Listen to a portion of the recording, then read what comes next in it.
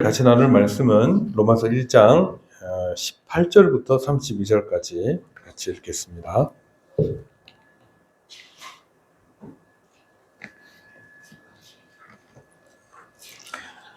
네, 우리가 한 절씩 교독하겠습니다. 1장 18절부터 보겠습니다. 18절부터 32절까지입니다.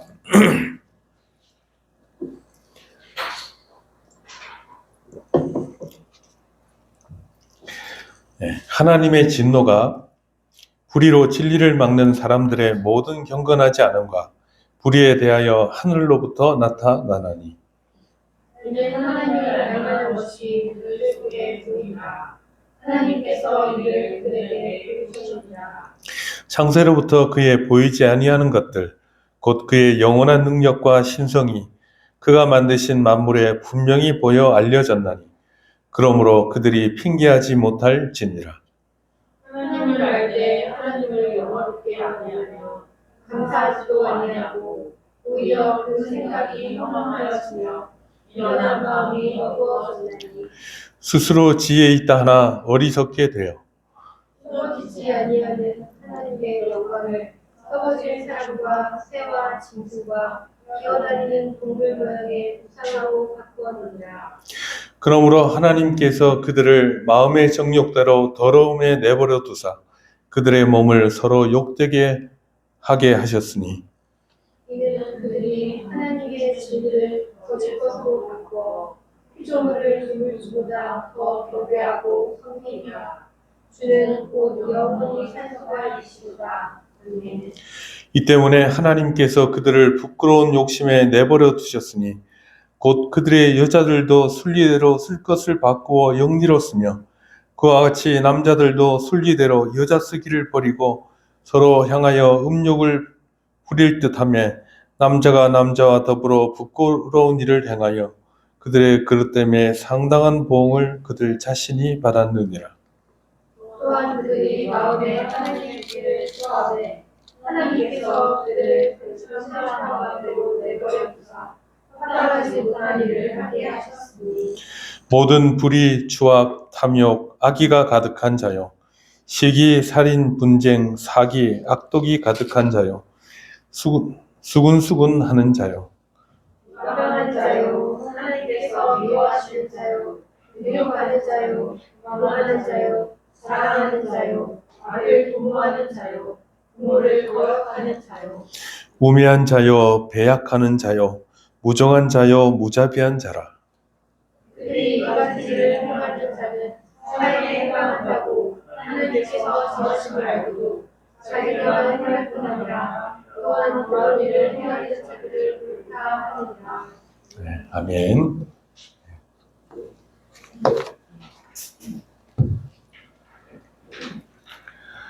네, 우리가 지난주에 타락한 인간의 암울한 처지에 대해서 살펴봤고 지금 몇 주째 그 부분을 살펴보고 있습니다. 바울 사도는 하나님의 의가 나타나서 오직 믿음으로 믿음에 이르게 하시는 하나님의 구원 계획을 이해하기 위해서 여기서 하나님의 의라고 하는 것은 하나님의 성품적인 의가 아니라 우리를 구원하시는 하나님의 그 구원의 방법으로서 예수 그리스도를 통해 우리를 구원하시는 하심을 통해서 우리에게 주신 의, 그걸 말하는 것이죠. 그 의가 나타나게 하셨죠. 근데 이제 이 하나님의 의를 이해하기 위해서는 예수 그리스도 안에서 열어주신 구원이 왜 필요한지에 대해서 이제 말해야만 했습니다. 인간은 자신의 힘으로는 구원에 도달할 수 없고 바울 사도는 이것을 모든 사람이 죄를 범하였음에 하나님의 영광에 이르지 못하더니라고 했습니다. 아무도 예외가 없다. 모든 사람이 죄를 범했다. 그리고 하나님의 영광스러운 기준에 도달할 수 없게 됐다라고 말을 했습니다. 이제 그 내용을 오늘 좀 풀어서 또 얘기를 하는 것이죠. 그리고 나서 이제 바울 사도는 로마서 3장에 이어서 3장 23절에 이어서 구원의 길을 얘기를 하십니다. 어떻게 구원을 받을 수 있느냐 하는 것을 이제 우리는 미리 보는 것이죠. 자, 24절에 보면 예수 그리스도 안에 있는 속량으로 말미암아 하나님의 은혜로 값없이 의롭다 하심을 얻은 자 되었느니라. 이 예수를 하나님이 그의 피로써 믿음으로 말미암는 화목 제물로 세우셨으니 이는 하나님께서 길이 참으시는 중에 전에 지은 죄를 간과하심으로 자기의 의로우심을 나타내려 하심이니. 간과한단 말은 그냥 넘긴다는 얘기죠. 우리의 죄를 간과하신다. 그냥 간과하시면 하나님의 성품에 맞지 않죠. 그래서 예수 그리스도의 피로 우리의 죄를 간과하셨다. 그렇게 함으로 하나님께서 우리를 택하신 것이 정당하게 됐다. 자기의 의로우심을 나타내려 하십니다. 그렇게 얘기를 하는 것입니다.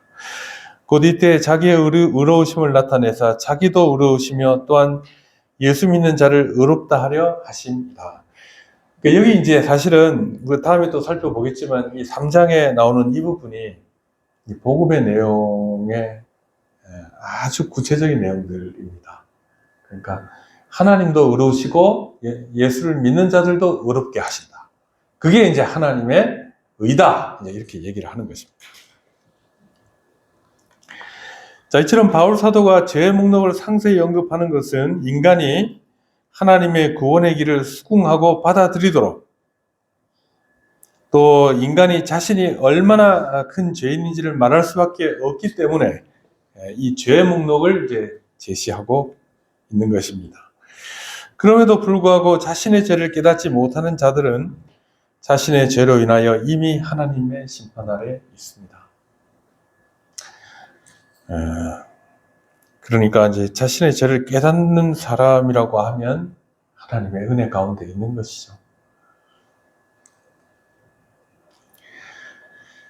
그래서 바울 사도는 지금 이제 그 1장에 나오는 이 부분에서는 일반적인 이제 사람들, 인류 전체에 대한 죄에 대해서 얘기하고, 2장에 들어가면 유대인들, 자기들은 의롭다고 생각하는 유대인들의 죄에 대해서 또 얘기를 합니다.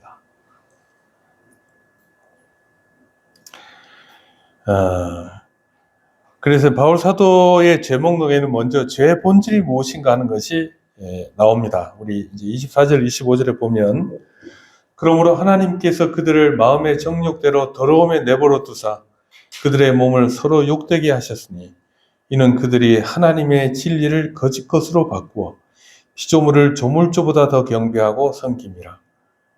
주는 곧 영원히 찬송할 이시로다. 아멘. 죄의 본질이 뭐냐면 마땅히 예배드려야 될 하나님 대신에 다른 우상들을 만들어서 피조물을 갖다 놓고 하나님의 자리에 대신 갖다 놓는 겁니다. 근데 여러분, 대체로 이제 옛날에는 여러 가지 이제 우상들을 만들어 놓고 섬겼는데, 지금 이 시대에는 그것이 아니라 자기가 하나님보다 더 선호하는 것들, 자기 하나님보다 더 중요하게 여기는 것들, 이것이 우상이에요. 우상 숭배에 이제 넘어가게 만드는 것입니다. 세상, 이 인간의 죄성이 그렇죠. 그래서 죄의 본질은 우리의 마음속에 하나님이 우리 마음의 중심에 계시는 것이 아니라 우상을 갖다 놓는 겁니다. 근데 여러분, 우상은 결국 뭐죠, 여러분?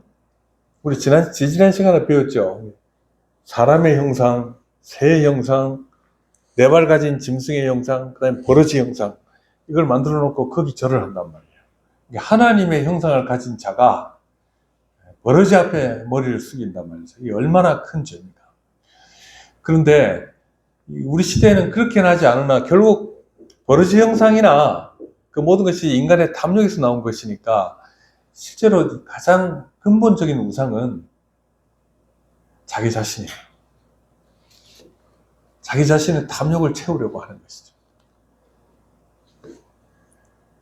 자, 그래서 죄의 본질은 피조물을 조물주보다 더 경배하고 섬기는 전도되고 부패한 인간의 도덕성입니다. 이 전도란 말은 뒤집어진 거죠. 전도됐단 말은 이제 뒤집어졌단 말이죠. 그리고 죄에 대한 하나님의 심판은 그들의 마음의 정욕대로 더러움에 내버려 두시는 것이다. 내버려 두시는 거 이거 예, 오늘 이제 좀 깊이 살펴보겠습니다. 근데 이것이 그냥 하나님께서 네 마음대로 해라 그 말이 아니라 하나님의 법적인 선고예요. 형벌을 선고하신 거고 그 벌을 받는 거예요. 그 사법적 유기인 내버려 두시는 것은 소극적인 방임이 아니라 적극적이고 주권적인 하나님의 진노입니다. 오늘은 우리가 지금까지 했던 것 중에 몇 가지를 좀 깊이 좀 살펴보려고 합니다. 그 다음에 이제 이 뒤에 나오는 끝부분에 나오는 죄 목록 29절부터 나오는 죄 목록을 한번 살피고 이 부분을 마치려고 이렇게 합니다. 자, 먼저 이제 오늘 제목이 상실한 마음이죠. 상실한 마음.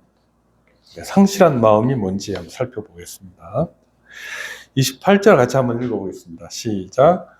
또한 그들이 마음에 하나님 두기를 싫어하며 하나님께서 그들을 그 상실한 마음대로 내버려 두사 합당하지 못한 일을 하게 하셨으니. 사람들은요, 죄악된 인간들은 하나님을 자기 마음에 두는 걸 싫어해요. 신자들도 예외가 아니에요. 예외가 아니에요. 그러니까 쉽게 죄악에 넘어가는 것이죠. 그러니까. 근데 이게 이제 사실은 이 종교적인 사람들, 신앙적인 사람들, 교회 안에 있는 사람들에게는 어떻게 또 이것이 뒤틀리지 않으면 하나님을 자기의 어떤 욕망을 채우기 위해 이용하려고 해요.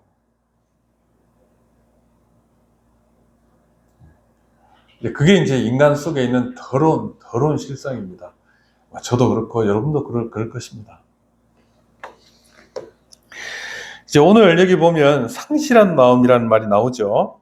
상실한 마음대로 내버려 두사 그렇게 얘기하죠. 자, 좀 이제 여러분 뭐 좀 귀찮으시더라도 헬라어 원어를 좀 살펴보겠습니다. 여러분 영감된 것은 원어가 영감된 거죠, 여러분. 근데 번역이라고 해서 뭐 전혀 의미가 없는 건 아닙니다만 이 원어에 보면 축자 영감되어 있으니까 단어 하나하나에 하나님의 뜻이 담겨 있다라고 우리는 믿는데 상실한 마음은 아도키모스 누스입니다. 아도키모스 누스. 그 누스는 정신이라고도 하고 또 때로는 인격이라고도 하고 사람의 본질을 나타내는 것이에요. 그래서 옛날에 그 예수님 기독론 논쟁할 때 어떤 일이 있었냐면 갑자기 좀 기억이 안 나네요. 네, 이제 예수님의 그 신성과 인성을 얘기할 때 신성과 인성을 따로 얘기했던 사람이 있고 그 다음에 이것을 이제 뭉뚱그려 얘기했던 사람이 있는데 이 사람은 어떤 주장을 했냐면 인간의 누스가 있는데 예수님께서는 이 세상에 오셨을 때 몸과 예를 들면 이제 혼이라고 하는 것은 인간의 혼을 가지셨으나 이 누스에 있어서는 신성으로 대체되셨다. 그렇게 주장한 사람이 있어요. 아폴리나리우스. 이 사람이 이제 그걸 주장을 했어요. 그러면 예수 그리스도께서 참된 인간의 누스를 가지고 있잖아요. 그러니까 누스는 굉장히 인간의 본질을 얘기하는 거예요. 근데 거기에 인간의 누스가 들어갈 자리에 그리스도의 신성이 이제 임하셨다라고 얘기하니까 그분은 우리의 인간이 되실 수 있을까요? 인간의 죄를 담당할 수 있을까요? 없죠. 취하지 않은 것은 구속되지 않는다 그 말이죠. 그러니까 이제 그 아폴리나리우스도 나중에 이단으로 정죄됐습니다. 그래서 예수님은 누스도 인간을 취하신 거예요. 인간의 누스를 취하신 것이다 하는 것입니다. 자, 그러니까 이 누스라고 하는 것이 굉장히 중요한데 상실한 여기 마음이라고 된 것이 누스입니다. 그 다음에 이제 아도키모스 누스라고 하는 게 아도키모스라는 말은 상실한 그런 뜻이죠. 상실한. 근데 이제 아도키모스라는 말을 한번 먼저 살펴보겠습니다. 그러니까 너무 이제 신경 쓰지 말고 따라오세요, 여러분. 아도키모스라는 말에 아라는 말은 알파로 쓰잖아요, 이렇게. 아란 말은 부정을 의미하는 접두어입니다. 무엇이 아니다 그 말이에요. 아니다 말이에요. 그럼 키모스는 뭐예요? 도키모스는 뭐죠? 도키모스는 검증된, 인정받는 그런 뜻이에요. 검사받아서 인정된 그게 뭐라고요? 도키모스다. 아도키모스는 뭐죠? 검증에 떨어진 거죠, 그죠? 검증에 떨어진 거, 검증되지 않은, 검증에서 실패한 이런 뜻이란 말이에요. 자, 이것이 이제 어떤 관용적으로 어디서 쓰냐면, 여러분 우리 그 돈 찾는 데를 뭐라 그러죠, 여러분? 돈 맡기고 잡고 하는 데를 뭐라 그러죠? 은행이라 그러죠. 그 은자가 무슨 은자인지 아십니까? 은이에요, 은. 그래서 왜 그러냐 하면 옛날에 동전은 다 거의 은으로 만들었어요. 은화. 그 은을 보관하는 거, 그게 은행이에요, 은행. 근데 이 아도키모스란 말, 이 말은 은광석을 재련하거나 화폐를 주조할 때 그 결과물을 평가하는 이제 전문 용어였습니다. 그래서 불순물이 제거되고 정량의 가치를 잘 보존해서 정식 화폐로 판정을 받으면 그게 뭐죠? 도키모스예요. 도키모스. 합격된 거예요. 도키모스. 근데 실적으로 쓸모가 없고 불순물이 많아가지고 정량이 부족하다. 그 무게가 순수한 은이 아니다라고 했을 때는 어떻게 되죠? 아도키모스입니다. 아도키모스. 불합격이란 말이에요. 불합격했단 말이죠. 그래서 이제 아도키모스는 쓸모없는 것이니까 이제 폐기하는 거예요. 폐기하는 거. 그 다음에 이제 이 용어가 또 다른 용례가 있는데, 그건 뭐냐면 의사시험에서 공인된 심사위원회 엄격한 자격 검사를 거쳐서 면허를 부여받는 의사를 도키마조 이렇게 얘기합니다. 도키마조. 같은 어원에서 나온 말이죠. 그러니까 이 사람은 뭐죠? 인정된 의사다 그 말이에요. 시험에 통과하지 못하면 뭐죠? 아도키마조가 됩니다. 아도키모스, 아도키마조. 탈락한 겁니다. 그러니까 뭐가 불합격된 거죠? 갖춰야 될 걸 못 갖췄다는 얘기죠? 그 다음에 또 뭐죠? 쓸모없다는 얘기죠? 그런 게, 그게 뭐냐면 아도키모스란 말입니다. 이게 상실한 마음은 뭐죠? 불합격된 마음, 쓸모없는 마음, 폐기해야 될 마음, 그걸 얘기합니다. 신약 성경에도 이 아도키모스가 나오면 대체로 이런 뜻으로 사용이 됐습니다. 그 구절을 적어놨죠. 자, 그런데 이제 하나 더 살펴봐야 될 게 있어요. 여러분 다시 앞으로 가보면 그 본문에 보면 28절 그들이 마음에 하나님 두기를 싫어하며 그렇게 돼 있죠, 그죠? 예. 자, 그래서 이제 그러니까 이 28절은 굉장히 이제 그 언어 유희가 있어요. 단어를 가지고 언어 유희를 하는데 여기 하나님 두기를 싫어하며 이 말 이때도 이제 도키모스, 아도키모스, 도키모스 이제 이 단어가 들어갑니다. 하나님 두기를 여기 보면 이제 하나님 두기를 싫어하며 말은 우크 에도키마산이란 말입니다. 에도키모스 같은 어원에서 나온 말이죠. 에도키모스라는 말이 여기도 나오는 거예요. 앞에서 나오는 거예요. 하나님 두기를 싫어하며 하나님 두기를 싫어했다. 이 말이 이제 무슨 말이에요? 싫어했다. 이 말이 무슨 말이냐면 이 한글 번역하고 조금 의미가 다릅니다. 그럼 뒤에 보면 그들을 상실한 마음에 뒀다. 아도키모스라는 말이 아까 나오죠. 자, 그 마음들을 내버려 두셨다는, 상실한 마음이 내버려 두셨단 말인데, 자, 여기 싫어함에 해당하는 우크 에도키마산이란 말은, 우크란 말은요, 저도 이제 헬라어 좀 한 학기 했거든요. 우크란 말은 강한 부정이에요. 강한 부정.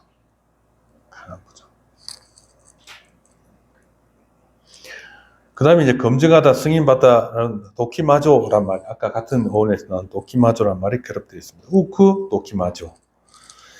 따라서 하나님이 사람이 하나님 두기를 싫어했죠. 사람이 하나님에 대해서 어떻게 평가했냐면 이렇게 평가한 겁니다. 사람이 하나님을 어떻게 했다고요?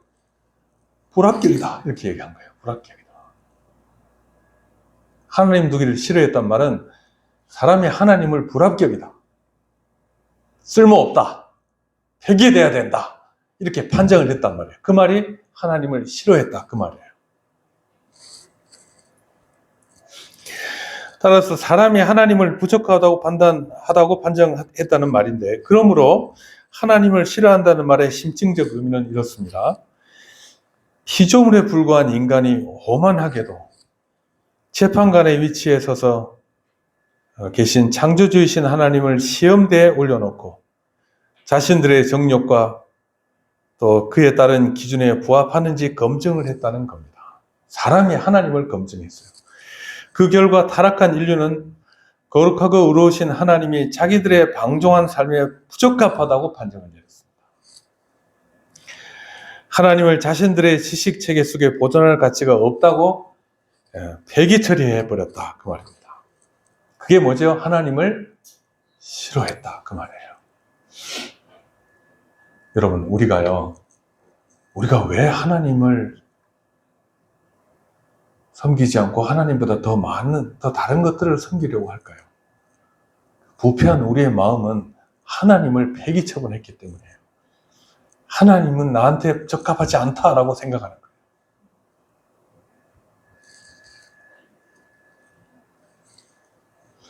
그래서 그것이 그들이 마음에 하나님 두기를 싫어했다는 말의 의미입니다. 자, 그래서 여러분 다시 올라가면 또한 그들의 마음에 하나님 두기를 싫어하며 그렇게 했죠, 그죠? 그 다음에 이제 어떤 말이 붙어 있죠? 하나님께서 그들을 그 상실한 마음대로 내버려 두셨다. 그 말이에요. 상실한 마음 내버려 두셨다는 뭔지 아시죠? 사람들이 하나님을 폐기 처분했는데 그 뒤에는 하나님께서 어떻게 하세요? 우리를 불합격된 마음속에 몸을 냅두게 하셨다. 쓰레기 같은 마음속에 그냥 내버려 두셨다. 죄악으로 물든 마음속에 내버려 두셨다. 그 말이에요.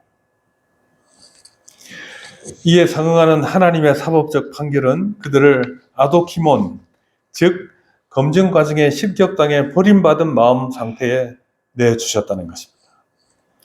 인간이 하나님을 가치없는 존재로 판정하여 폐기하자 하나님께서는 인간의 도덕적 판단의 주체인 지성, 누스 자체를 가치없는 폐기물로 선언하셨다라고 하는 대칭 구조가 있습니다.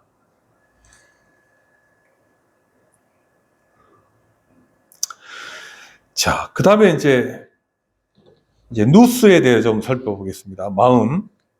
또한 그들이 마음에 하나님 두기를 싫어하며 하나님께서 그들을 상실한 마음대로 내버려 두사라고 말씀하셨는데, 여기 상실한 마음에서 마음에 해당하는 누스는, 이 누스란 말 굉장히 중요해요. 사람의 인지적인 주체를 말합니다. 여러분, 인지적 주체라고 하는 것은요, 사람의 뭐가 관련이 있을까요? 지정의 중에 뭐가 관련이 있을까요? 지식이에요, 지식. 지식할 때 뭐부터 배우면 인식론부터 배워요. 제가 이제 옛날에 대학 다닐 때 윤리학 공부 안 할 수가 없죠. 필수가 뭐니까. 갔는데 철학과 교수님들이 와서 가르쳤거든요. 그러면서 3개월 내내 하는 말이 요 교탁이 있습니까 없습니까? 이걸 물어봐요. 이게 있다는 걸 어떻게 압니까? 그러면 이제 우리가 감각을 통해, 오감을 통해 안다. 이런 얘기부터 시작해가지고, 그 감각이 얼마나 신뢰할 수 있습니까? 감각도 신뢰할 수가 있고, 꿈에도 감각하지 않냐? 이런 얘기 나오면서 석 달 동안 끝날 때까지 교탁이 있냐 없냐 그 얘기가 다 끝났어요. 그게 뭐냐면, 인식론 문제예요, 인식론. 우리가 어떻게 지식을 습득하느냐. 듣기도 하고, 보기도 하고, 느끼기도 하고. 하는 것이 들어오면 그걸 우리가 어떻게 생각해요? 이제 머릿속에 생각을 하면서 지식을 축적해 나가는 것이죠. 자, 여기서 보면, 그래서 이제 누스라고 하는 것은 사람의 인지적 주체를 말합니다. 이것은 창조주 하나님과 친밀한 관계 속에서 그분의 선하신 뜻을 파악하고 실행하는 도구로 지음받은 것이 뭐냐면 누스예요. 누스의 원래 기능이 뭐냐면 하나님을 인지하는 기능이에요. 이걸 칼빈은 하나님을 아는 지식이라고 그랬어요. 사람에게는 이런 지식이 있어요. 이런 인지 능력이 있어요. 하나님에 대한 그 인식이 있죠. 사람들이 있어요. 이걸 이제 보통 신학적으로는 누스 안에 그것이 있다라고 말하는 겁니다.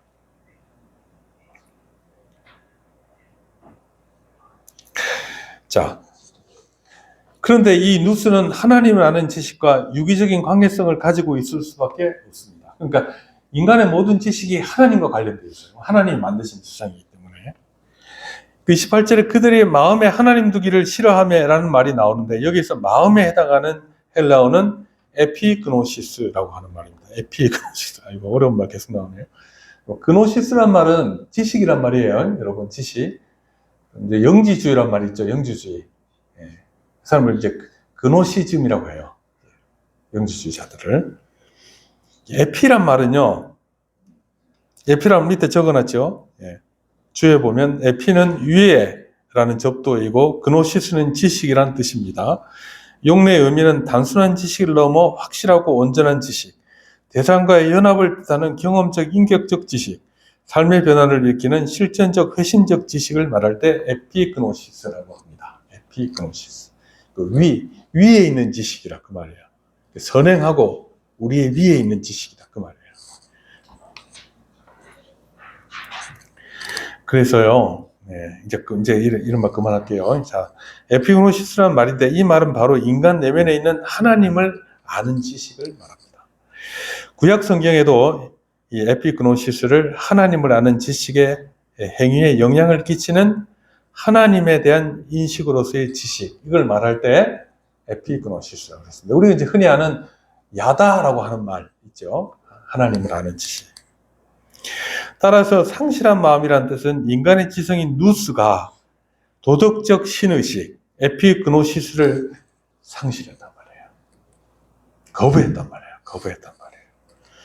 그래서 마음의 중앙 통제장치 자체가 정상적인 작동 범위를 벗어나서 붕괴돼 버리는 것입니다. 왜냐하면 이것이 하나님을 전제로 한 지식인데 하나님을 제거해 버리니까 어떻게 되죠? 붕괴돼 버려요. 무너져 버려요. 그럼 어떻게 되죠? 혼란에 빠져요. 그러니까 하나님을 부정하는 사람들이 궁극적으로 처하는 상황은 뭐냐면 혼란이에요. 혼란.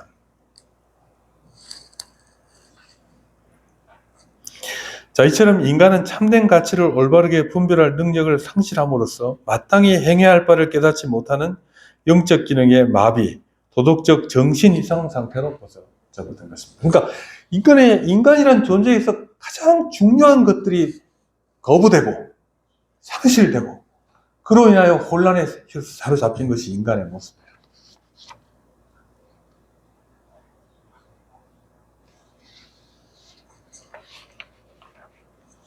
여러분, 2차 대전 끝나고 나서 사람들은 인간의 이제 희망적인 전망들을 거의 버렸습니다.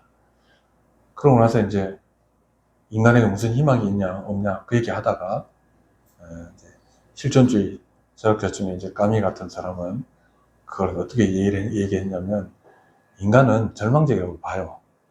죽은 이후에 아무런 희망도 없어요. 그렇지만 주어진 삶을 그냥 투쟁적으로 사는 것이 인간의 본분이다. 그렇게 말해버렸어요. 얼마나 허무합니까?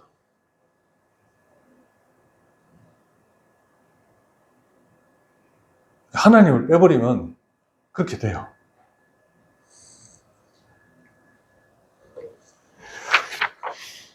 그러니까 상실한 마음의 상태에서 사람들은 이제 죄악으로 물들기 시작한 거예요. 그럼 인간의 내면에부터 이제 구조가 이제 잘못되어 있으니까 그 모든 것들을 이제 왜곡시키는 겁니다. 그러니까 하나님을 인식은 있는데 하나님이 누군지도 모르고 알려고 하지도 않고 하나님 생각하면 거부하고 밀어내고 싶고 그 대신에 거기다 뭘 채우냐면 우상으로 채우고 자기의 욕심으로 채우고 이렇게 된 것이죠. 예외가 없어요.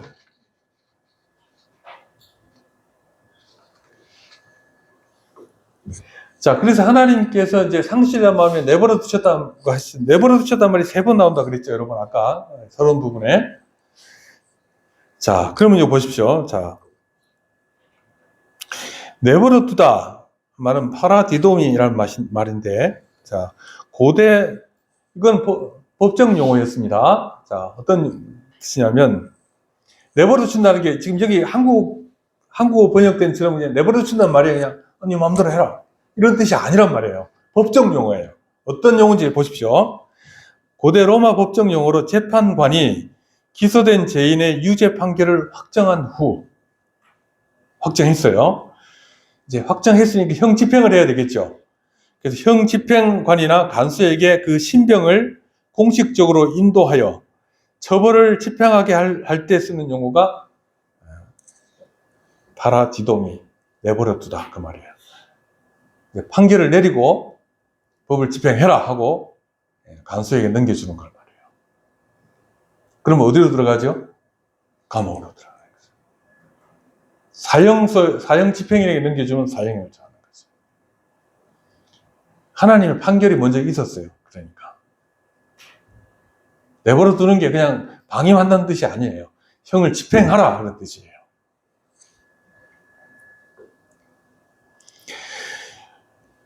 그래서 복음서에 가룟 유다가 예수님을 대제사장에게 넘겨줬을 때 넘겨준다는 말이 파라디도미입니다.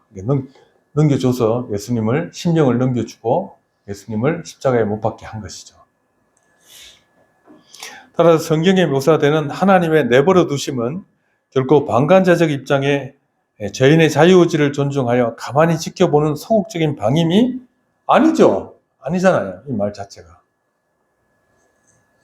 이것은 창조주를 온당하게 대우하기 싫어하는 인간을 향해 하나님께서 우주의 대재판관으로서 직접 판결을 선고하고 형벌을 실행하는 사법적 조치가 맞다는 것입니다. 자, 이렇게 보면 명확해지죠.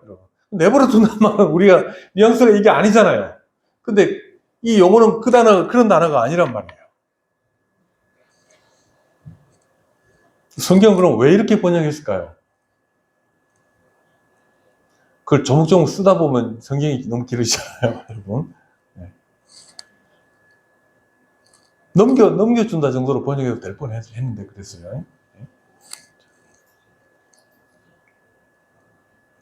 구약성경의 그 헬라어니까 아도디도미는 그 70인역에도 불순종과 우상숭배에 빠진 이스라엘 백성을 하나님께서 이방 적국의 군사적 침략 아래 사법적으로 넘기셨을 때 그때 바로 이 단어를 씁니다.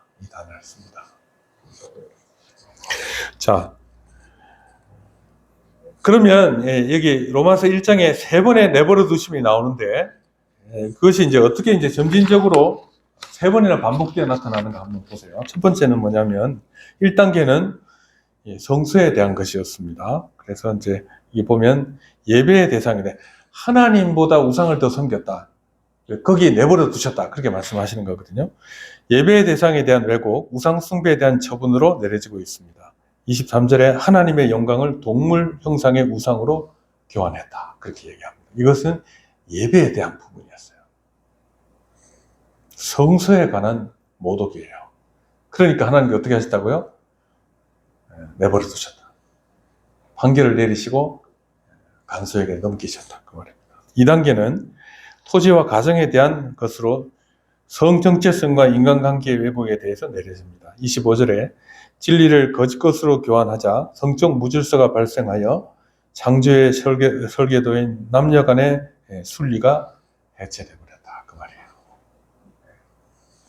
이성 내버려 두고 동성애를 하게 됐다. 세 번째 마지막으로 3단계는 세상에 대한 것입니다. 도덕적 판단력과 사회성의 왜곡에 대해 내려지는데 28절에 하나님에 대한 참 지식을 마음에 간직하기를 거부하자 사회적 공존을 지탱하던 도덕적 이성이 마비됐다. 우리가 방금 읽은 그 말씀이죠. 자, 이 흐름의 구조는 수익적인 축인 성소에서 파탄이 일어나니까 그 다음에 어디로 가요? 가정으로 가고 사회로 갔다. 그 말입니다.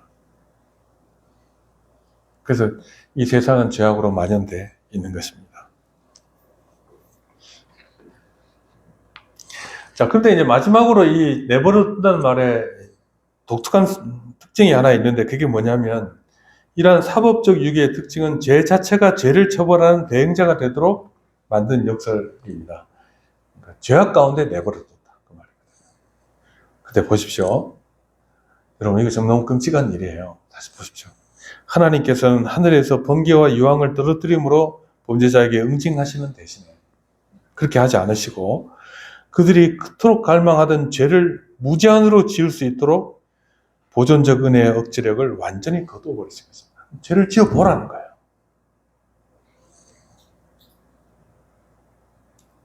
네가 그토록 갈망해하는 죄를 지어라. 지어봐라.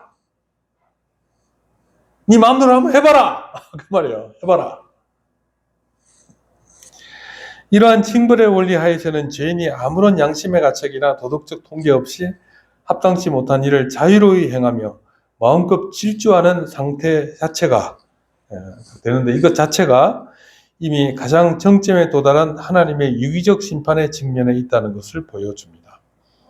죄인들은 자신들의 죄에 제동이 걸리지 않는 상황을 일종의 도덕적 해방구로 생각하고 자유로 착각하지만 실제로는 하나님의 공의로운 법정에서 폐기처분 판정을 받아 자멸의 구렁텅이로 질주하도록 방치된 상태일 뿐이다. 그 말입니다. 하나님 버리고 한번 살아봐라. 영원히 한번 살아봐라. 그렇게.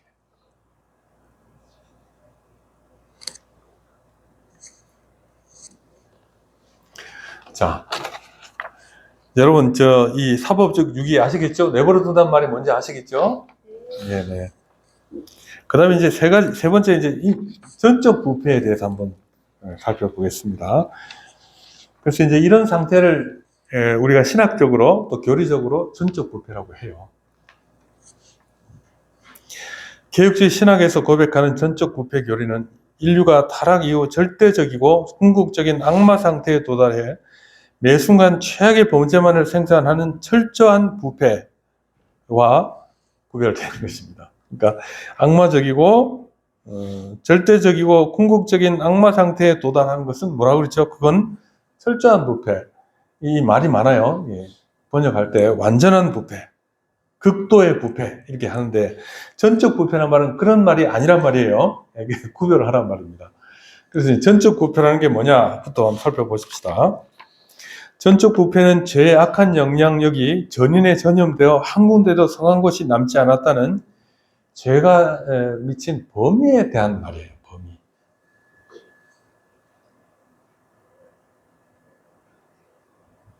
근데 여러분, 이 범위라고 하는 것도 중요해요. 자, 잘 보십시오. 여러분, 우리 이제 이렇게 가면, 남해 바다 가면, 남해 바다는 태평양하고 연결돼 있잖아요. 그렇잖아요? 바닷물을 한번 이렇게 찍어서 먹어보세요. 먹어본 적 있죠, 여러분? 물 먹어본 적 있죠? 바닷물. 어때요? 많이 짜죠? 그죠? 근데 그 많은, 그 넓은 바다에 그 많은 물들이 다 어때요? 짜요. 다 짜요. 그 인간의 삶의 모든 삶의 모든 그 범위, 범주 안에 있는 사람의 모습이 다 어떻다고요? 짜요. 짜다고요. 맛이 갔어요. 소금이 맛이 갔다는 얘기가 사람의 부패로 인해 맛이 간 겁니다. 죄가 미친 범위가 그렇다는 얘기인데, 예, 자, 보십시오. 인간의 전 존재의 지정의 모든 영역이 죄로 인해 왜곡되고 마비된 상태를 말합니다. 그러나 개혁주의에서 말하는 전적 부패는 인간이 악마만큼 악해졌다는 뜻은 아닙니다. 아닙니다. 그러니까 이 말은 무슨 말이냐면, 사람이 구원받을 만한 근거가 딴 데 있다는 얘기냐면 그런 뜻은 아니고, 구원받을 수 있는 소금물은 짜잖아요. 짜면 짜다고 판정이 나는 거잖아요. 인간은 죄는 죄인이라고 판정이 나요. 근데 이제 뭐가 문제냐면, 그러나 개혁주의에서 말하는 전적 부패는 인간이 악마만큼 악해졌다는 뜻이 아닙니다. 그렇기 때문에 일반 은혜 안에서 시민적 도덕적 의를 행하는 이타적인 행위는 가능하죠. 예수 안 믿는 사람들도 이게 가능하다는 얘기예요. 여기서 역사상 존재해왔고 존재하는 모든 타락한 인류가 바로 이 전적 부패에 속해 있는 것입니다. 이들에게 자유의지의 기능은 유지되지만 본성이 부패하여 늘 죄를 향해 자발적으로 움직입니다. 그러니까 우리가 세상을 볼 때 이게 이렇다는 걸 알아야 돼요. 세상 사람들 착한 사람 있나요? 없나요? 우리가 볼 때 나보다 착한 사람도 있죠. 있단 말이에요. 근데 뭐가 어떻게 됐다고 이 사람이? 전적 부패하려 했다고요. 짜단 말이에요. 자, 이들은 구원을 향해 영적으로 완전한 무능력에 갇혀 있으므로 오직 주권적 은혜를 통해서만 구원에 이를 수 있습니다. 구원에 이를 수 있는 능력은 없어요. 그래도 착한 일을 하고 좋은 일을 하려고 하는 것은 그게 잘못된 게 아니에요. 그런 게 있다는 거예요. 있어요. 자, 근데 여러분 이거 보십시오. 아까 두 번째 얘기했던 철저한 부패가 어떤 건지 한번 보겠습니다. 자, 보세요. 이것은 죄의 강도에 대한 얘기인데요.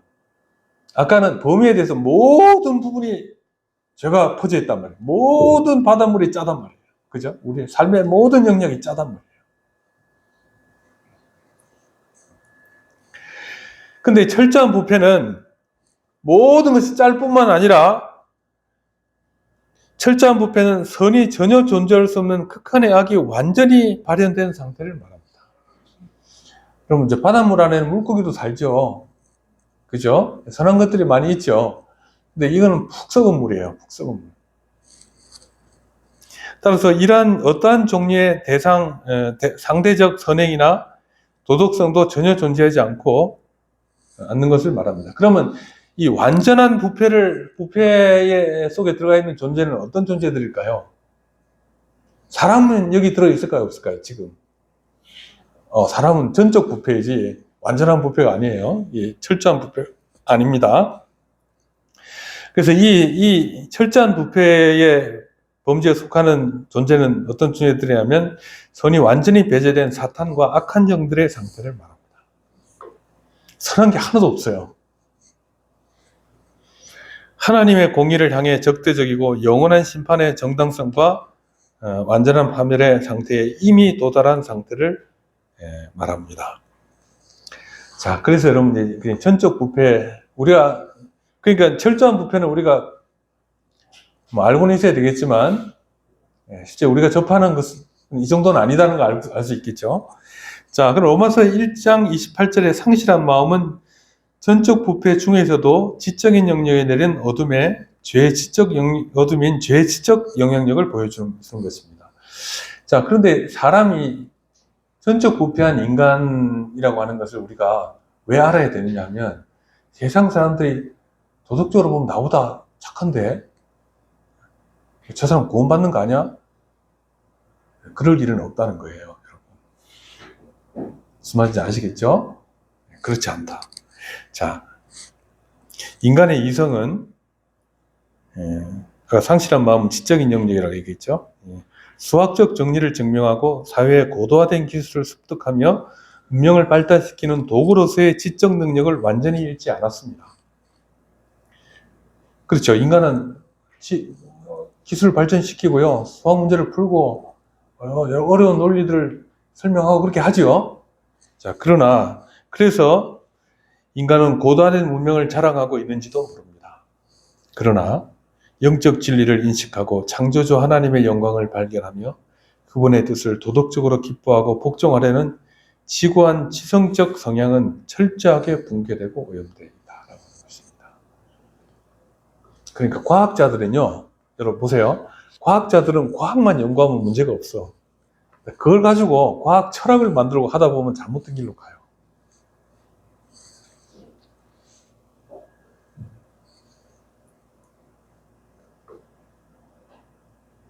상실한 마음은 바로 이런 지적 파멸의 종착지를 말합니다. 특별 계시를 통한 성령의 조명 없이 인간의 이성은 하나님을 거부하고 우상 숭배적 맹목 속에 갇혀서 도덕적 광기를 생산해낼 수밖에 없다라고 하는 것입니다. 그래서 여러분 기술 문명이 발달해가지고 문명의 이기를 만들어내고 하는 거 있잖아요. 좋은 일이에요, 나쁜 일이에요? 좋은 일이죠. 근데 보면 여러분 디스토피아에 관한 영화들 보면 뭐가 문제가 돼요? 그 과학기술의 발전이 아무런 도덕적 그게 없이 나가게 되면 인간을 파멸시키잖아요.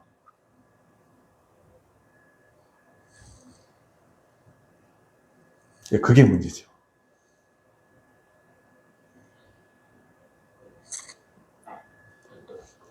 자, 우리 결론을 보겠습니다. 우리는 오늘 상실한 마음이라는 주제에 대해서 살펴봤습니다. 자, 이 주제에 대해 우리는 다음과 같이 적용할 수 있습니다. 첫째, 인간의 비참함은 지성적 타락에서 시작됩니다. 그러니까 여러분, 우리의 전쟁터가 처음 어디서부터 시작된다고요? 우리의 지성이에요. 그래서 우리 교리 공부하는 겁니다, 여러분. 자, 반지성주의와 영적 무지에 대한 경계를 해야 되는데, 전적 부패는 단순히 도덕적 행위의 타락 이전에 지성적 타락입니다. 지성적 타락이 돼가지고 다 바보가 되냐? 그건 아니란 말이에요. 악랄해진다는 얘기죠. 자, 칼빈이 지적했듯이 타락한 인간은 온 우주에 가득한 하나님의 계시를 보고도 영적 소경이 되어 엉뚱한 우상을 만들어냅니다. 신자는 단순히 자신의 신앙을 감정에 의존하지 말고 하나님에 대한 지식을 성장시켜 나가야 합니다. 그렇게 안 되면 잘못돼요.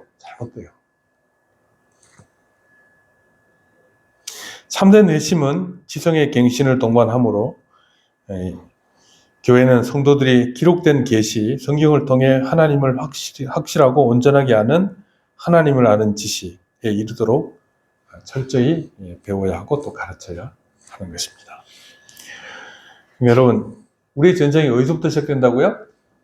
지성에서부터. 근데 이게 성령께서 계시 말씀을 통해서 깨우쳐 주지 않으면요, 이건 모른다는 얘기죠. 근데 결국 가다 보면 하나님 없이 이렇게 추구하다 보면 이상한 길로 가게 돼 있어요. 두 번째로, 이 하나님의 가장 무서운 심판은 내버려 두심입니다. 유기의 교리와 가짜 평안의 폭로. 자, 바울은 무려 3번에 걸쳐 하나님께서 그들을 정욕에, 부끄러운 욕심에 상실된 마음대로 내버려 두셨다고 선고합니다.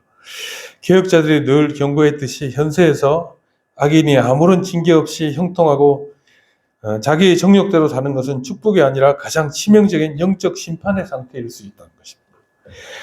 하나님의 강권적인 억제, 일반 은혜가 거두어질 때 인간은 즉각적으로 철저한 부패의 심연으로 추락하게 됩니다. 끝없는 구덩이로 실려 들어가요.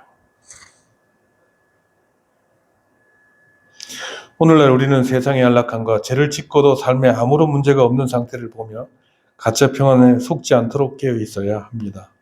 죄에 대한 징계와 찔림이 있다는 것 자체가 아직 아버지가 버리지 않으셨다는 은혜의 증거임을 깨달아야 합니다.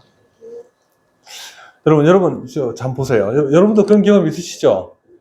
그냥 죄를 지어 하나님께서 싫어하실 거 뻔히 알면서 그렇게 해요. 그럴 때 있나요, 없나요? 있죠? 예. 한두 번이 아니죠? 그런데요, 하다 보면 어떻게 돼요? 아, 이거 아닌가 보다, 이러기 쉽죠, 그죠? 마음속에. 이렇게 하면 안 된다. 이렇게 살면 안 된다. 이런 생각이 들죠? 그게 하나님 은혜예요. 아시겠습니까? 돌이키게 되는 거예요, 여러분. 그러니까 하나님께서 우리를 내버려 두지 않으십니다. 그렇게 될 때까지 가지 말고, 근데 그걸 피할 수는 없으나, 이제 하나님 앞에서 선한 마음을 가지고 있어요. 상실된 마음이 아니고 선한 마음을 갖고 있을 때 하나님을 더 많이 배우고 더 묵상하고 그렇게 하나님의 뜻을 쫓아 살아야 되는 거예요. 나중에 한번 깨지고 나서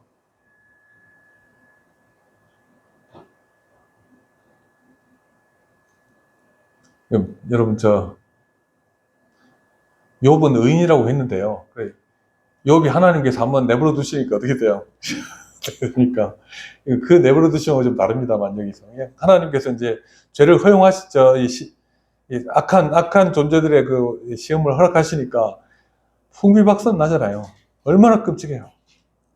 자식들 다 죽고 재산 다 불타고 몸에 종기가 나가지고 자기 아내가 욕하고 옆에서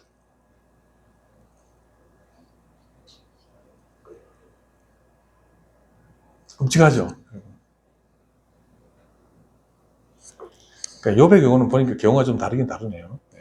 그러나 하나님께서 한번 내버려 두시면 그렇게 될 수 있다는 얘기예요.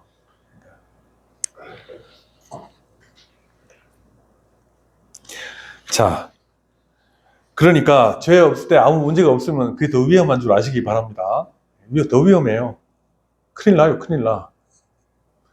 그 왜 내버려 하나님께서 우리를 마음속에 박살을 한번 내시고 나서 그 회개의 마음을 주시고 막 이렇게 살면 안 되겠다 마음을 주시냐면 사랑하시기 때문에 그런 거죠.